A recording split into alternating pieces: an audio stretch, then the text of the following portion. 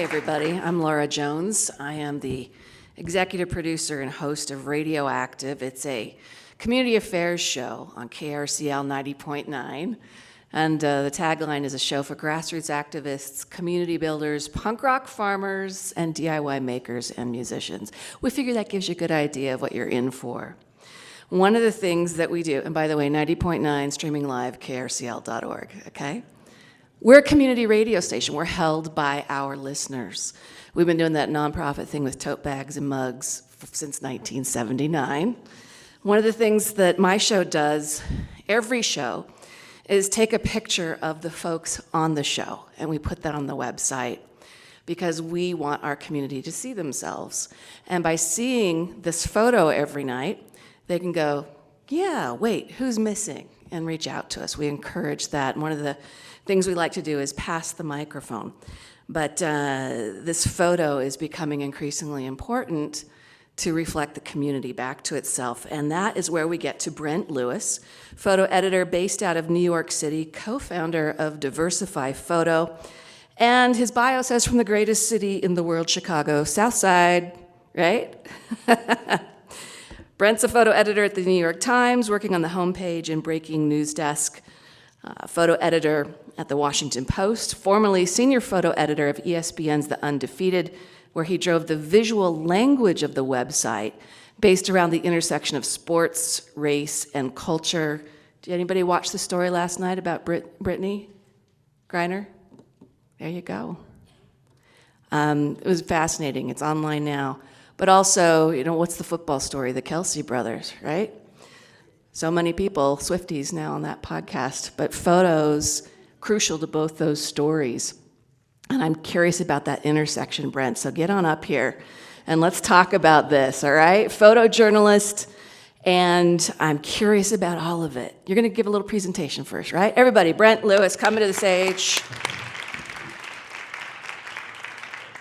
Okay. Perfect. Let's start off with one of my favorite quotes of all time. Until the lions find their storyteller, stories about hunting will always glorify the hunter. It's an African proverb passed along by a really, really good friend, an amazing journalist, Shahidul Alam, that really dives into so much of what the work that I'm trying to do and the work I'm around, and actually so much of my life's journey has been about. It's just being the storyteller, being that person that reaches out and tells the stories about the folks that don't have the opportunity. So, when I was going to be an electrical engineer, but I came across the work of Gordon Parks. Make sure it's up there. Okay. Came across the work of Gordon Parks, and that just spoke so much into my life. It was the first person that really inspired me. That work made me see the people that I knew that lived down the street from me, that lived those lives. And those weren't usually the existences that I saw when I opened up the Chicago Tribune, the Chicago Sun-Times, the New York Times. Those were not the images that really, really spoke out, but it was just that brilliance and the beauty and the realness of Black life. And so, in a way, it just made sense. This is a copy of Life magazine from 1968.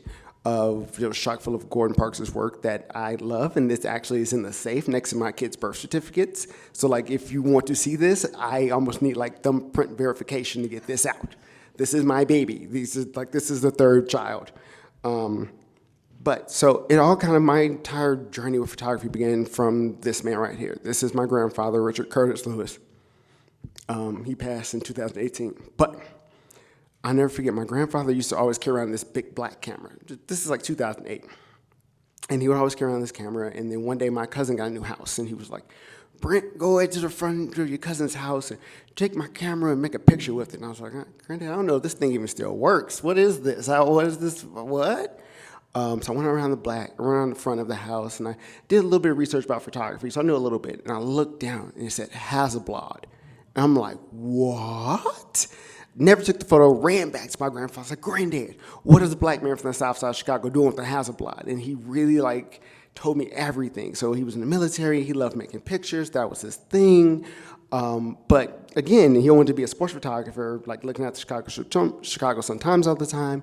But there's no one for him to identify with. There's no one that looked like him doing that job. There's no one that was making those pictures that looked like him. And he had 2 kids to raise and things like that. So it just didn't seem, it was a pipe dream. So I was like, all right, that's cool. So let's fast forward. So this is a photo of me in Iowa. So I remember this was during the 2012 presidential election. I went down there when I was in college.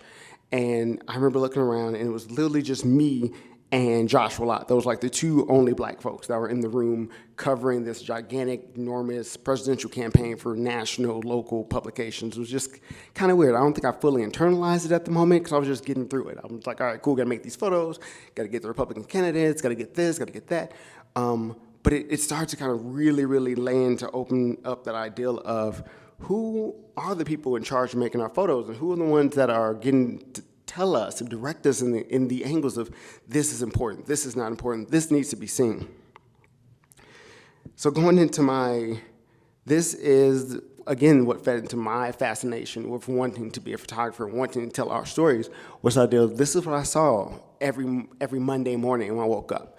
The front page of the Chicago Tribune, the CNNs, the New York Times, just about this depiction of what my city looked like. This was just violence. That's all it was. You just saw like how many people got murdered the night before, how many people got shot, how many survived, and I really wanted to change that. In my role as a photographer, in my role as a photojournalist, like my goal was to change that. And looking back right now, like we can see that the national outlets weren't gonna be there unless it was the big poppy story about like these record numbers of people being murdered in Chicago. The local publications, Chicago Tribune, Chicago Sun-Times, didn't have the bandwidth or the staffing to actually go out and do these interesting stories. And so this was my niche. This was my moment to like kind of slip in and show life outside of what people expected. So this is a photo. So one of my big things was trying to make sure that the South Side and the West Side, mostly the South Side, which is predominantly black, were getting seen in the light that I believe them were. So we had these little things back in the day. These are like, I feel like almost archaic specimens called feature photos. And so you go out like, oh my God, the sun's out, kids are outside playing, let's get something just to slot in there to put on the page of the paper because we need to fill space, whatever it might be, a little sugar with the medicine. So for me, I would always take these opportunities and go to the South Side. And so I'll never forget this photo stuck with me so much. So I'm hopping out of my car, I'm on the South Side of Chicago, and I'm walking up. And for me, one of my niches, one of my, I guess, tropes was like kids in fire hydrants. That was me. I was this kid.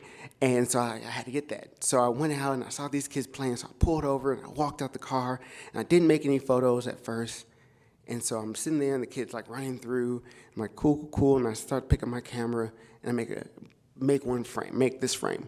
And the boy turns around. He's like, who died? Who got shot? And I was like, nobody. I'm just out here from the Chicago Tribune making photos of you guys like playing in the water on a sunny day. It's like, oh, okay, cool. And he just like ran off into the water and had a good day. But it reminded me and it showed me so much that like for this population, for the South Side of Chicago, for this community, the only time that they see people, not even a black journalist, just a journalist at all, are literally at the worst moments of someone's life. Someone's been shot, someone's been murdered, someone's been killed.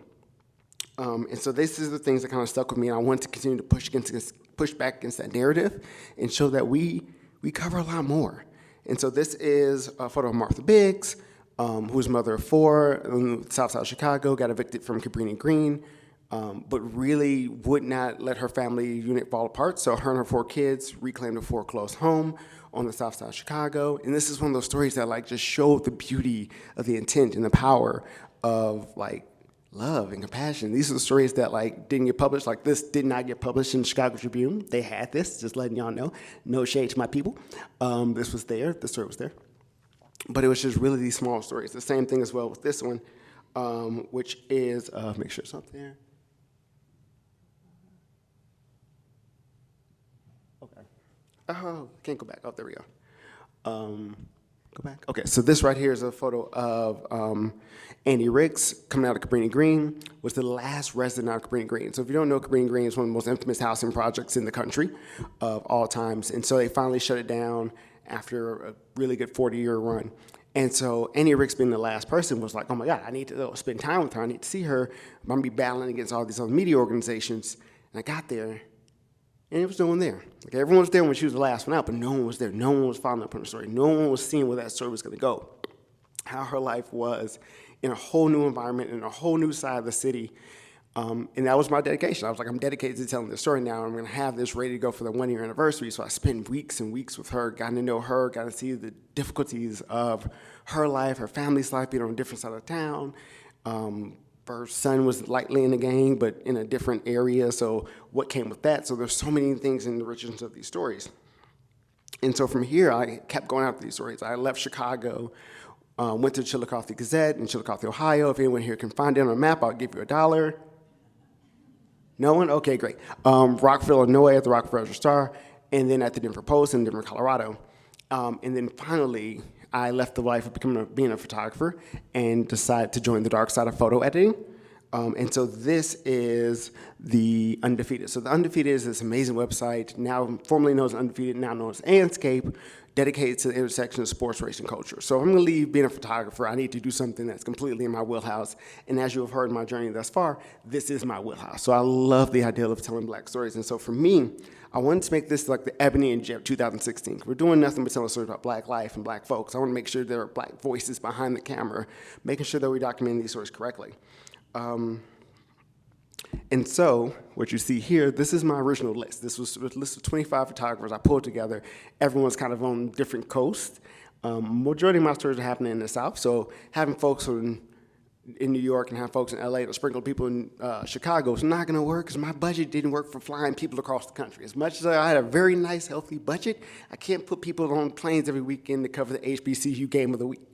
And so what we really did with this was the idea that I reached out to more folks that I knew in the photo community, and that list grew from 25 to 50 to 70. And I was like, hey, great, we got some more names, but still not as much as I want. So around this time, it's this amazing organization called Women Photograph that was coming up with a list of their own of all the women photographers, photojournalists, editorial, commercial photographers across the globe. And so I was like, oh my God, we need something like this for people of color.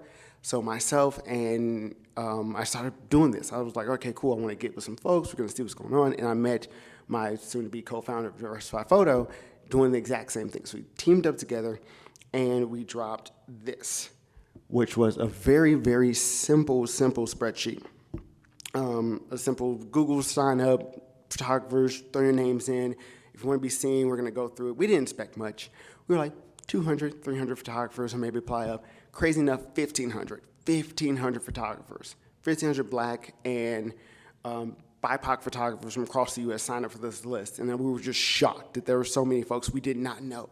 And that's beautiful. So myself, Andrew Wise, my co-founder, Jennifer Samuel, now over at Washington Post, Jahan Julian, now over at The Atlantic, Elijah St. Clair Walker, Jesse Winder, Elizabeth Chris, Michael Wichita, and Dudley Brooks. We took that list of 1,500, got it down to 300, and that's what we used to launch Diversify Photo.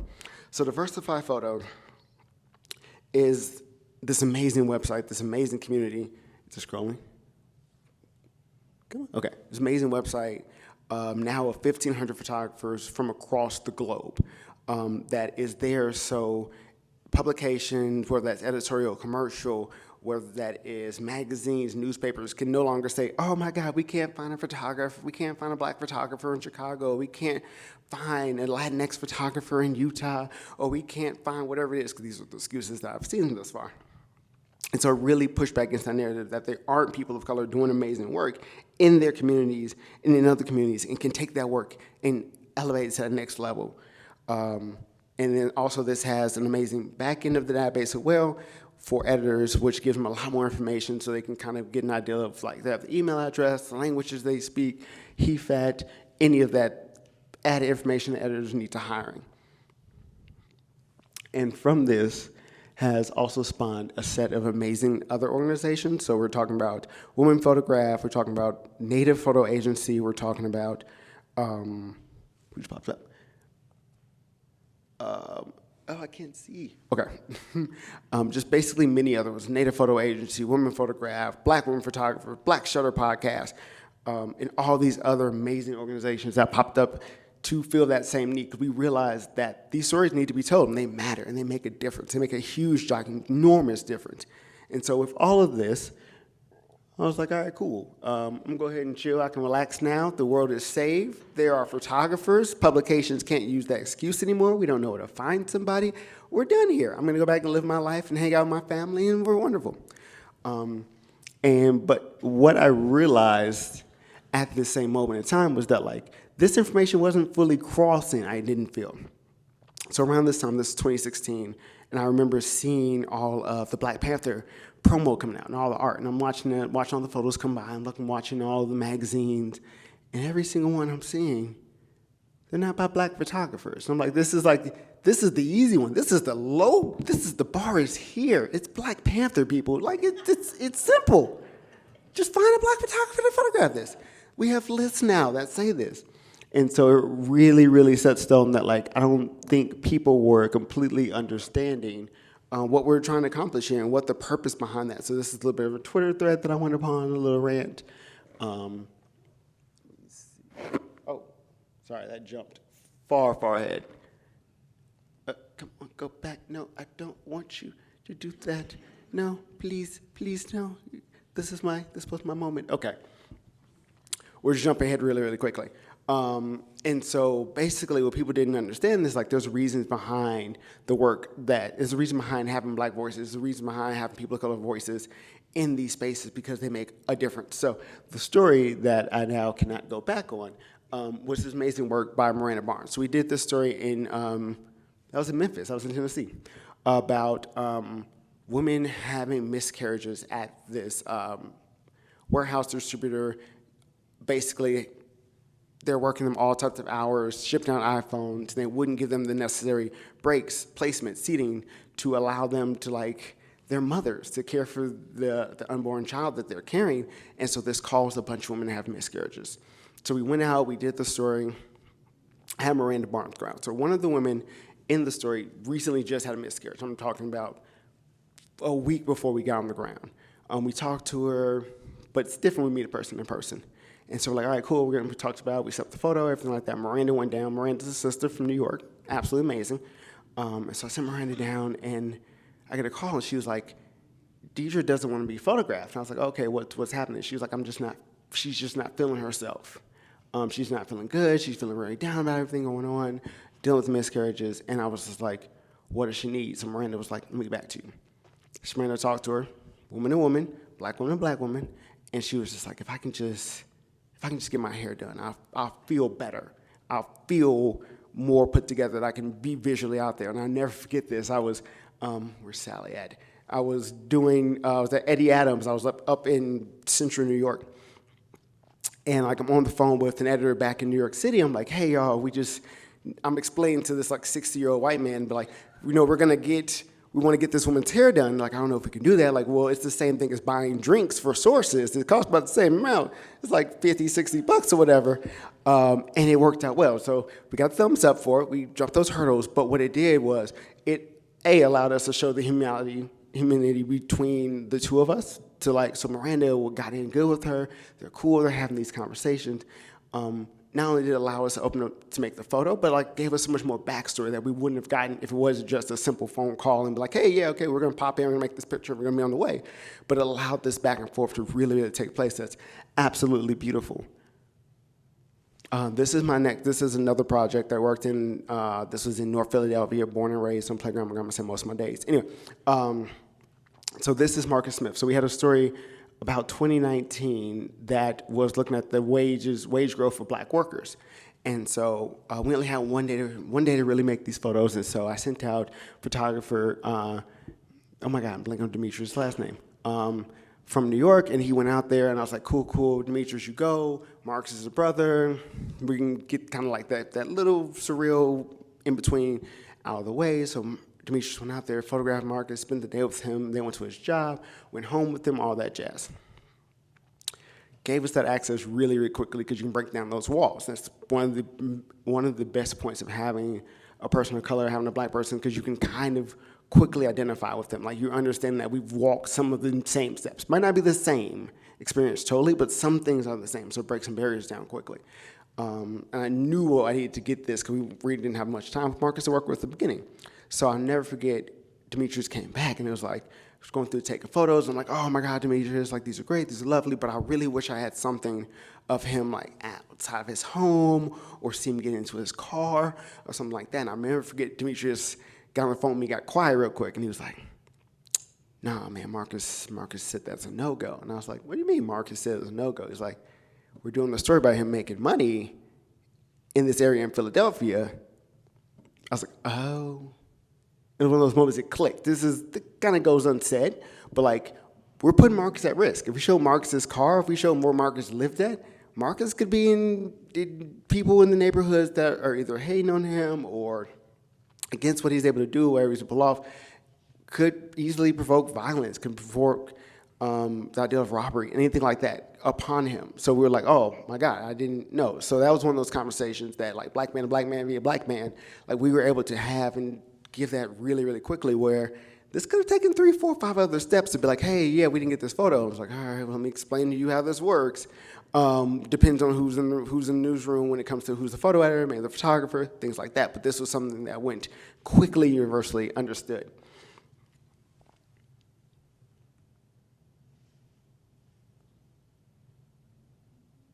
Okay. Another story. So this is a story about Christian K. Lee also out of the South Side of Chicago.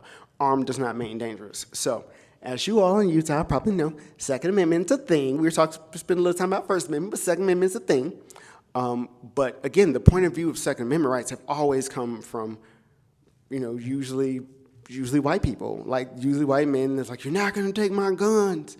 And so it's refreshing. Christian brought this work to me, and I was like, oh my God, that's insane. Him as a gun owner, he never saw that point of view. As a black owner, he never saw that point of view. That like, there are black people who like their guns, the black people who wanted to live by the Second Amendment, want to have that. And so he really went out and did this amazing work and brought this different angle. And this, again, shows the power of having different point of views, having different perspectives in your newsroom, in your organization, and around you to bring these different viewpoints that might have been missed otherwise. Because until this work, no one talked about this. You get like a little moment every now and then. It's like, oh, about black gun owners. You're like, it's whatever. Don't worry about them. They're all right. They're over there. They're just, doing whatever.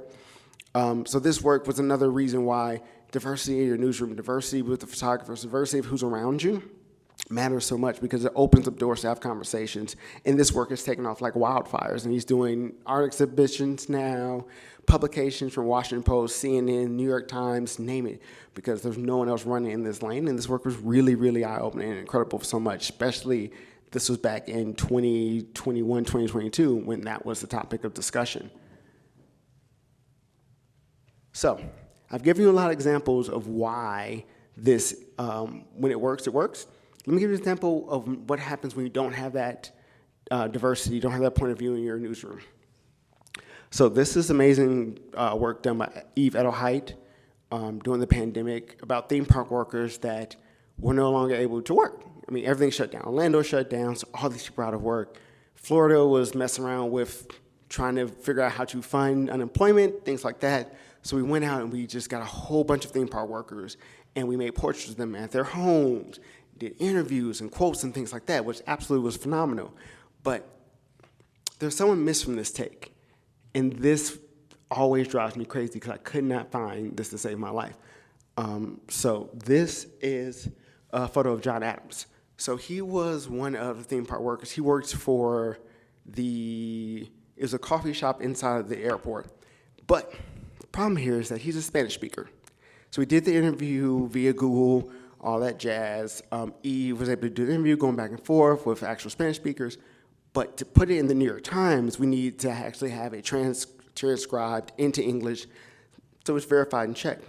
Problem was, I didn't have anyone on my desk that spoke Spanish. That's insane. That has since changed, by all means. The Times is well aware, and we're moving in those directions. But I wasn't able to get his story. I was not able to put his story into print. And that has weighed on me while we're here now, 4 years later. I'm still talking about this moment.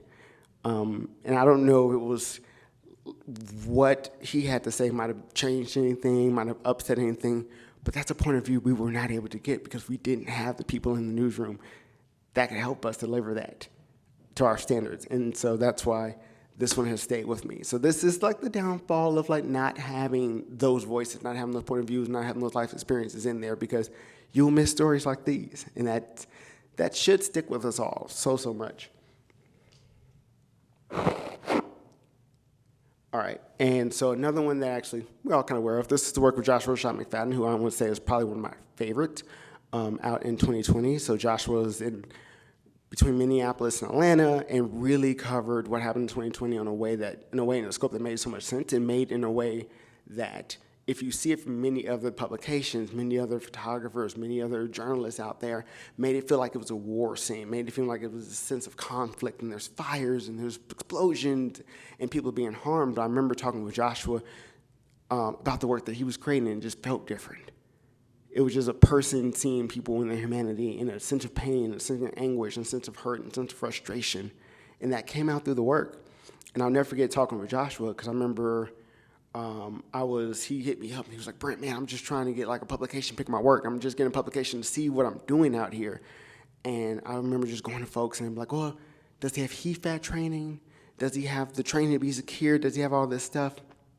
I'm like, no, but like talking with Joshua on the ground, he was like, this is one of the safest places to be as a black man right now. This is in America. In that moment, it was supported. The community was around. The community was covering the folks. If you're out there with a camera and you're a person of color, they know that you're there for the right reasons, to tell those stories that matter, to give that information to publications, to actually show what's going on the ground. And that was phenomenal. And that was a game changer. And that really opened up so many eyes in the newsroom, from the New York Times, the Washington Post, et cetera, on down, that like these stories matter, and the people behind the camera telling these stories matter so much as well. I can't see. Okay. And so we're going to almost wrap it up here. So with that being said, the industry has shifted. People are understanding that they have their own power. So this is a more recent photo session we did with Carmelo Anthony and Deuces. Mero the Kid. This is Mero the Kid. And so I'll never forget this. It was the first email I've got in my life like this. We reached out to him, we're setting up times, and the PR rep was like, hey, we want a black photographer. And I was like, oh my God, what?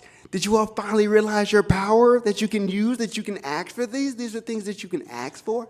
I'll never forget, like I wrote back to him and I was like, I'm over here almost in tears. Like, thank you so much. By all means, I was gonna get Anthony Geethers anyway, who's just amazing and has a connection and photographed Carmelo to the point that they're boys. But it was just so eye-opening and uplifting to see that. And like, we've seen this in smaller things like Carmelo. We've seen this with like situations like Beyonce, picking Tyler Mitchell for the cover of Vanity Fair.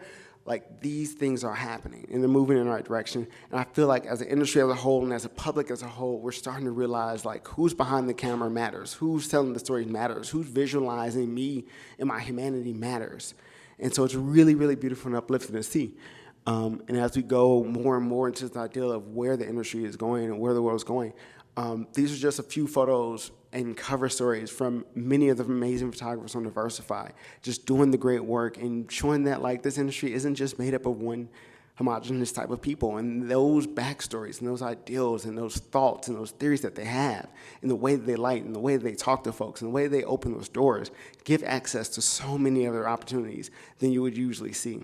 And so with this, like, we're constantly changing, we're constantly pushing, we're constantly getting out there and creating more lanes for opportunities for photographers. And I think that's absolutely phenomenal. And the opportunities are there. I'm really, really excited about what's going forward. And so when people ask about diversity, it matters. And it matters because if we don't care about it, we're going to miss so many stories. And I'll leave y'all with a quote from Dean McKay via one of his, from our editors, asking about what do they feel like is the larger story missed in the history of, in American history. And it was the Great Migration. That changed so much. Economics, politics, religion, name it. And the publication at the time weren't looking for that. They weren't even paying attention to that story. They didn't see this large mass of black Americans moving up from the South and how that was going to change the cities and the hubs and the towns and the places and the voting and everything that we kind of leaves us where we are right now. And so I leave you with that idea, just like open up these doors, realize there's other points of views, realize there's other ideals, realize there's people wanting to tell these stories and they matter. Way more than a check mark, way more than just hitting a box, way more than just being like, haha, we added person of color, we added diversity to the list. But really for the point that you never know the stories that you're missing out there. And I feel like if we don't see those stories, we don't cover those stories, we're leaving ourselves open for a lot of moments that we did not see coming. And giving people only a quarter, if not a third, of the journalism that I think we have to offer. So with that, if you all have any questions, anything at all, please let me know. I left my emails up there, whatever you need. All of them go to my phone. Anything Diversify related, if you want to just follow me on Instagram or Twitter, whichever one, I'll be Lewis Photos. But again, just thank you all so much for letting me talk your ear off a little while about diversity and why this matters. And so I appreciate you all so much. So by all means, any questions, please.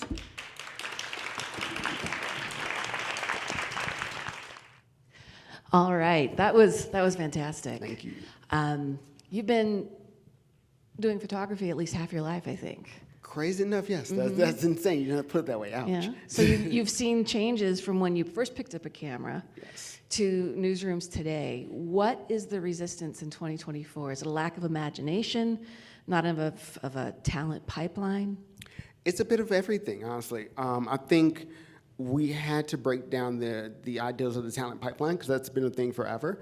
It's like you had to go to one of the legacy schools, and you had to go to an OU or Western Kentucky or whatever, and then you have to go to, no daps at 8 a.m.'s workshop, but I had to go to these workshops, and you had to be in these places, you had to be with these editors, and then that would give you the possibility of getting in those rooms. I think over the last 4 years, we really started to tear that down and open up doors to photographers that didn't go through those pathways, but have amazing stories to tell, have amazing skill level, and ideals to push out there in the world, amazing stories that people need to know. What's been the response to Diversify Photo and the roster that you've built? It was kind of praised, I think, at first, and I think it was a mixed bag. So at first you're getting praised from editors and photo directors and things like that, like, oh my God, thank you, we needed something like this. This never existed, so now we know who to go to. But I think also there was a large conglomerate of people that were just like, do we really need this? Are we being tokenized? And that did happen. That did happen to a lot of photographers, especially in 2020, of like, why does this matter? We're being tokenized. We're being looked at differently. We're being othered. But I think we've gotten to a point now that the industry as a whole has begun to understand that this matters and these voices matter, and there's a difference. So has it opened up doors for folks? Because this is kind of a freelance, open to assignment. Has it opened up full-time jobs for folks? Oh yeah, no. So Simraj Shah is the newest photographer at the New York Times. He has Style Outside. If you guys haven't checked it out, go check it out. It's one of the most amazing features I've ever seen in my life. And that role was almost tailor-made for him. On top of that, Demetrius Freeman, who did the story for Black Wages Rising, got hired at the Washington Post. So like, it's opened up tons of doors for staff, and it's opened up even more doors for like freelance opportunities and people like actually having the brilliant careers that they should have been having years ago. That's awesome. Question right here. Yeah, you showed some excellent, just beautiful, beautiful photographs by incredibly talented people. And certainly there seems to be more and more folks with that kind of talent being employed. The next level, though, is this. Who's actually in charge of them? Who are the editors of the... You are now, right? Yeah. I mean, well, how much of that is actually going on around the country?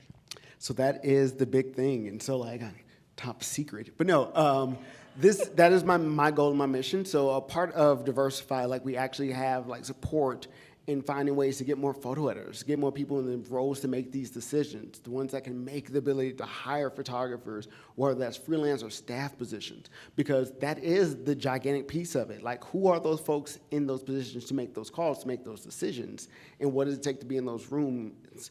And so to have the seat at the table, to be in those rooms, and so we're seeing that growth. I mean, I'm one. But there are many others where I've like planted folks over at the Atlantic, over at Washington Post, over at the Wall Street Journal, people that are like kind of in the same bandwidth to, it's going to take some time. It's going to definitely take some time to get there. But like, we're going to see a shift, I believe. I'm not going to wood. I don't have any wood. But we're going to start seeing this shift of like who's in these roles to hire in the next like 5 to 7 years, because I'm coming up at year 6 at the New York Times. I know folks who are along my same ideology that are coming up to year 10, year 12, and they're moving over to other publications, and they're moving into magazines, and so they're really being a part of being able to change this so much more. And I think that was another aspect where we went from like begging and knocking on the door, like, please let us in, to now being like, all right, I'm here. I'm going to open the door, and we're going to let everyone else kind of come through. More folks come through, more talent come through, and I think that's the beauty of what we're at right now. That's the next step. And with boomers set to hopefully retire. I'm not far behind you there, sister. But that's going to create this next turnover of who is running things. Question. Okay, so I work for a nonprofit that specializes in helping with refugees.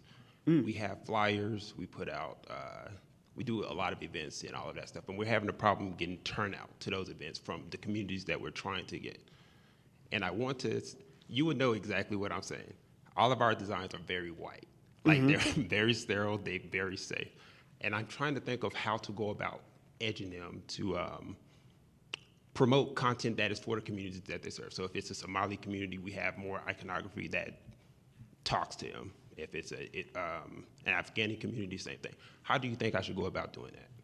I think really it's just having those voices or in the room and voicing up yourself to be like, hey, y'all, if we're going to go after this community, we have to speak directly to them.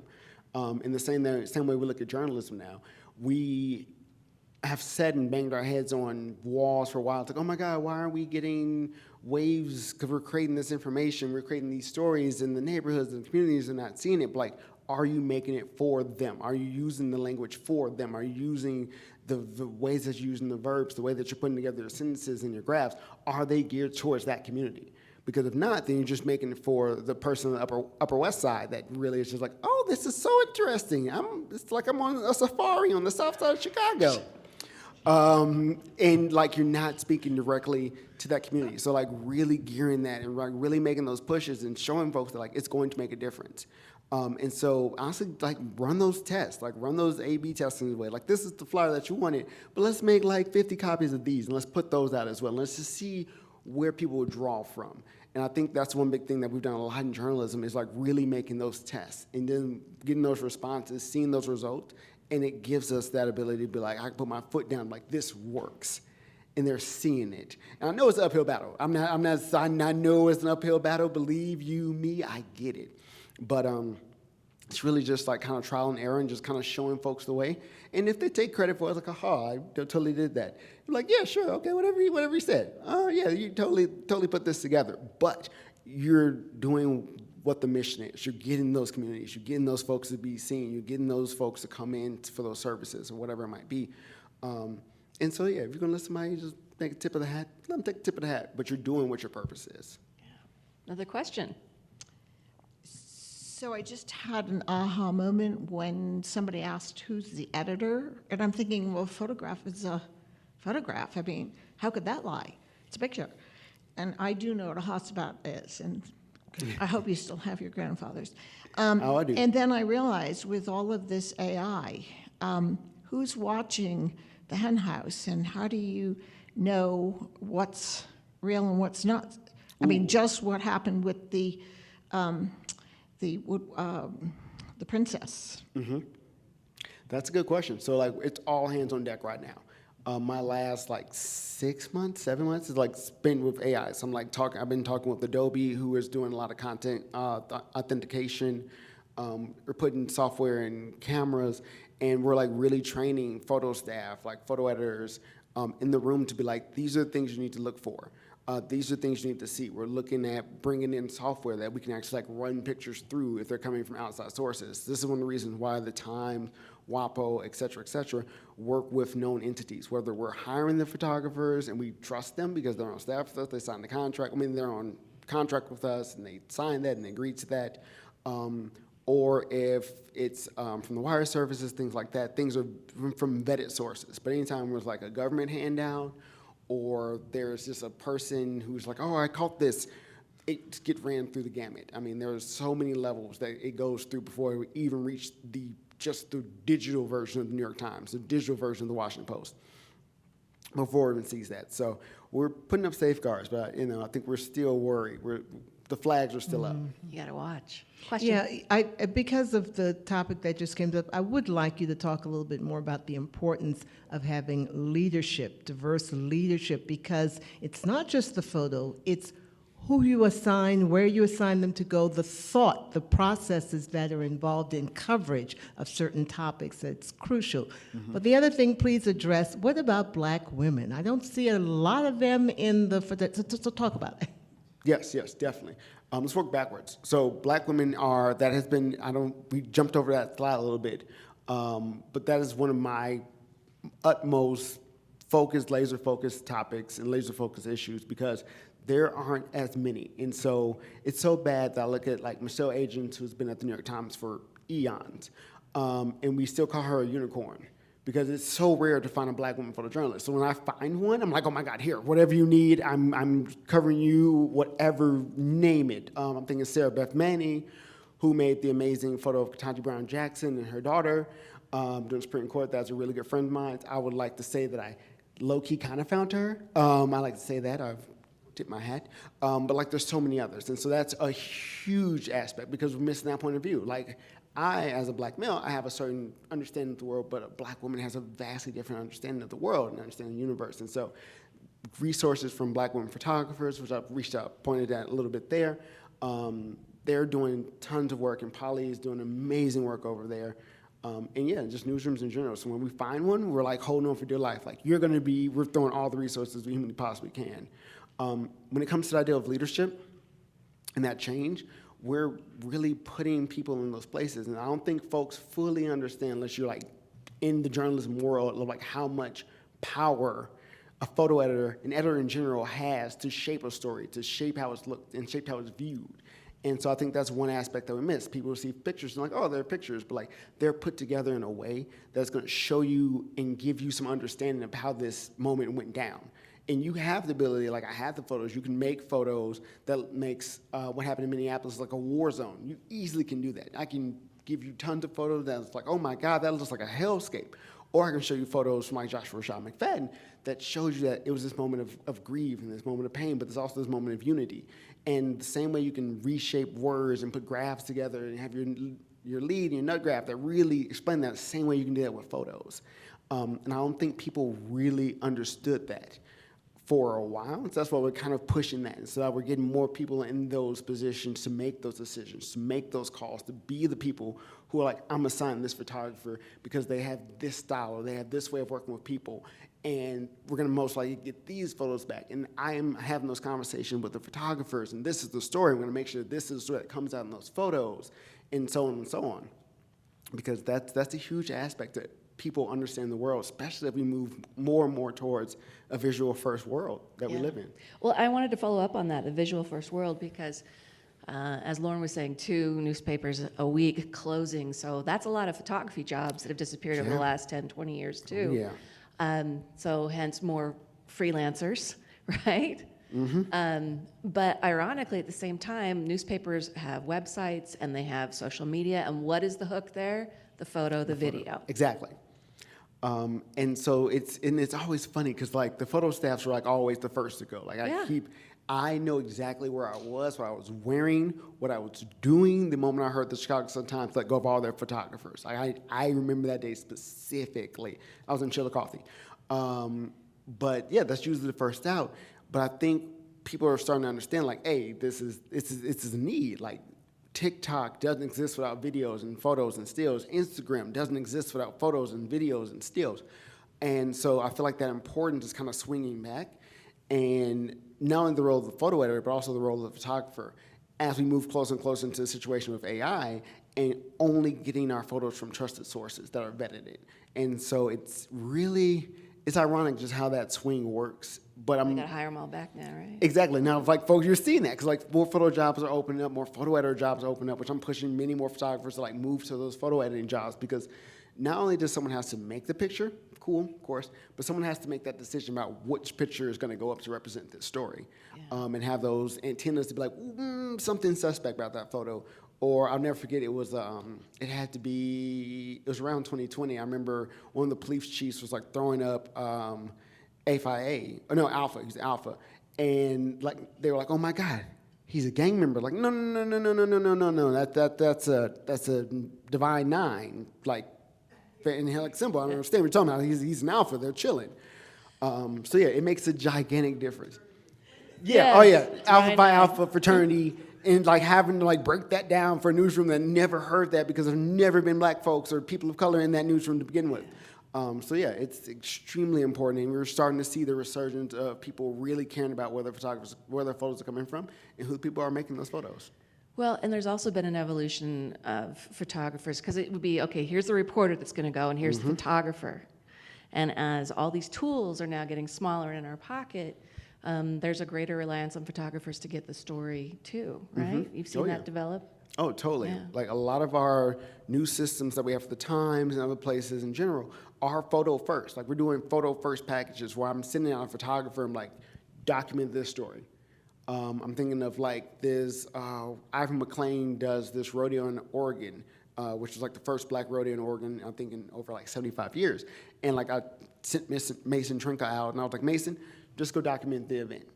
And he came back with photos and did a little bit of reporting, and we were able to make this amazing, brilliant, beautiful package. So it's so much being put on, even more on the lines of what photographers are the ones going out to doing, because once again, you can kind of pack in a package and a story in that form, which will live and breathe so many other places, because you can take that, you can put that on Instagram, you can put that on TikTok, you can put that wherever it might go, and it's small, bite-sized chunks that give you that information. So yeah. I liked what you said about the cultural competencies of sending a person of color. Long a complaint, especially TV and film, is that photographers, videographers aren't prepared to shoot people of color with lighting techniques. And I was hoping you could share the story of taking a photo of that high school basketball player, female, that could dunk. And you're like, I'm going to do this right. Yes. And so that was fun. Also, how did you dig that one up? That you did I some saw it. I'm like, digging. I want to hear more. You are a journalist. Brittany Griner last night. So. Okay. All right. Yeah, so that one was one where like I knew this had to be done correctly. Like she was darker complexion, as historically digital camera, film cameras were not made to show darker skin tones. It wasn't made to render that. It was based off of fair complexion people. And so even when you start bringing in flashes and things like that, it's going to go all over the place. So I knew I wanted to do this right. So I like went back, we set the lights, I put myself in front of them. I had her stand a few times over, even before she attempted to dunk, just making sure this looked perfect, because I knew we only going to have like 1 or 2 shots on this. So I just wanted to make sure everything was flawless. So she went up, had lights set up, went for the dunk. The first one was like, it was okay, it was all right. Went back, redialed the pad, looked at the photos, took a few more test shots, and when she finally was ready, she did the full run back, went up for the dunk, boom, got it, came out flawlessly. But like that is a huge issue with it, because I mean you can see the works of like Annie Leibovitz on Simone Biles, where her skin complexion was like vastly washed out. It was, granted that's Annie Leibovitz's style, but like wasn't the moment for it. But like look at like Tyler Mitchell with Beyonce. You look at actually Simone Biles of Michael Stargill, who I was going to bring up, did this amazing photo of Simone Biles. And just the vibrancy in the skin tone, the vibrancy in the complexion, the warms, the hues, and things like that. It's something that it's so powerful. And I think now, even more, if you look in film as well, like look at like Insecure from Issa Rae, like just the way they're lighting dark complexion, skin tones, just makes it so rich. And I feel like that's sometimes missed, because if you go into a certain situation, you're like, oh, I like this all the time. Like, no, we're dealing with a different level here, different level of complexion, different level of melatonin. You're going to have to redial that just a bit more. And it also helps to show that people of color are not a monolith. Yes. So that's incredibly important. All right, any more questions out here? Because I've just got one more that I want to ask, and that is your favorite story or photos. Ooh. If there's a couple, that's great. Ooh, that's a my lot to choose favorite story. Let me see. That I personally worked on. I was going to say that had to be, okay, this is a humble brag. I went to Cuba with Misty Copeland. That was one of my favorite stories I've ever done. We spent 5 days with Misty Copeland on an exchange program where we went to Cuba. She did a whole bunch of dance with a lot of Cuban ballerinas. That was absolutely phenomenal. That's just a humble brag, and I enjoyed that one. Andy Rick's story that I worked on personally was probably one of my favorites. I always feel kind of indebted to that one, just because I wasn't able to finish that to completion the way I wanted, and I never will, and he passed. But, which I didn't get a chance to show that, the photo lived on in a way because her grandson, who you saw in that photo, was actually shot and killed. Oh God, how Shinari was, I think 7, and was got with a stray bullet. But I was able to like give that photo back to the family because they never saw it, and so I was able to give them that. So that image means so much to me. When it comes to stories I worked on individually for other photographers, like Anthony Geethers going out to photograph Cassandra, Cassandra Shields, I'm messing it up. That work was absolutely fun and fantastic, and I put him out there in Las Vegas, which was one of his biggest stories he ever got to work on. I was like, rental cars, hotels. I got to do everything. Put him on a plane. Wasn't first class, but it was close. I got like economy plus, and just send him out there and be like, your work is like valid, like your storytelling is valid. I trust you, and hopefully this goes on, and it did for many other editors to trust him. And they got paid. And It they got wasn't paid. just the essentials.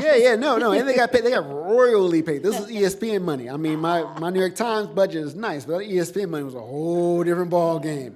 And so those are like a couple of my favorite. Clarissa Shields, I said Cassandra, Clarissa.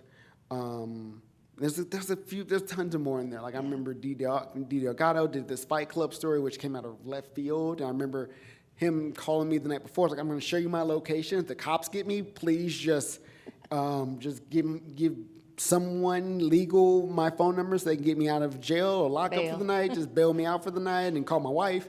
That was fun, insane work. I'm still surprised I was able to work out.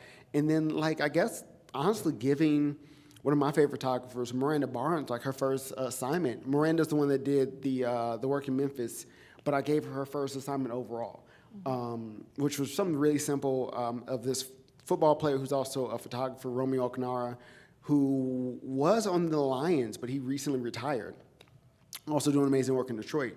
And so I gave her first assignment, she pitched it, gave her put all the battery in her back. She was excited, she took that, went off, and now she's doing amazing stuff. So I remember, even for that story we did in Memphis, I called her and I was like, hey, you got a myth for me? She's like, oh, I'm sorry, I can't make it this weekend. I'm going to China for Time Magazine. They're gonna send me there, and then if you give me like another week and a half, I should get back and I can fit you in before I need to go to Paris. And so for me, that is what this is about. Like, I have literally taken someone and helped their career and helped them push that to the next level where they answer my phone calls, at least. They might not be taking something, but they'll take my phone calls, and for that, I'm grateful. But yeah, Miranda's doing just absolute phenomenal work.